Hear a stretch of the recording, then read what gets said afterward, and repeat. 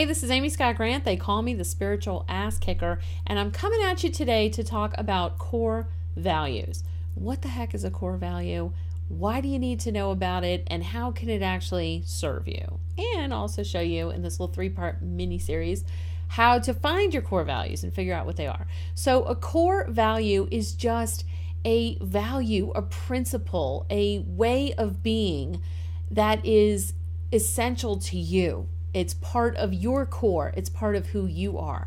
I'll tell you, when I figured out what my core values were, it changed everything about my business, because all of a sudden I had a benchmark against which to measure what I was doing. Like, well, if it's not this, and this, I'm not interested, right? So it made decisions. I mean, decisions are pretty easy with, thanks to Mr. Pendy.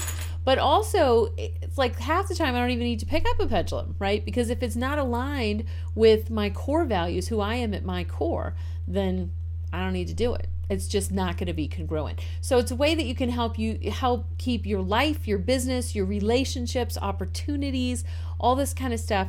You can align everything. And when you're in total congruency, oh man, right? Like life really works when it's in total congruency. So I'm going to give you the first tip on how you can figure out what your core values are. Oh, wait, let me back up. Little caveat here, because I know some of you think that you have, and you know who you are, think you have like 30 core values. No, I'm going to challenge you and say you probably only have about 4 to 6. Okay, that's a really good amount of core values.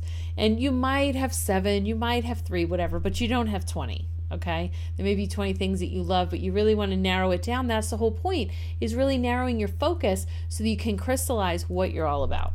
Okay, so here's your first tip on how to figure out what your core values are. It's going to sound a little negative, so bear with me.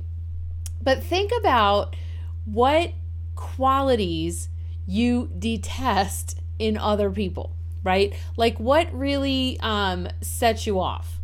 Is it when somebody says they're going to be somewhere and then they don't show up, or they say they're going to do something and they don't show up?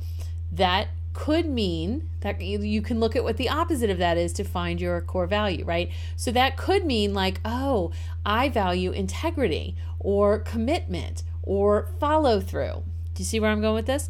Or maybe, if you have somebody who you're constantly catching them in a lie and you're like, dang, I don't even know if I can trust this person. And that really makes you crazy, then one of your core values may be honesty, integrity, truthfulness, trustworthiness. All right, so there's your first tip, and I'll be back with another tip, as well as I'm also going to show you how to actually infuse these core values into your life more so you get like maximum satisfaction out of life. All right, I'll see you next time.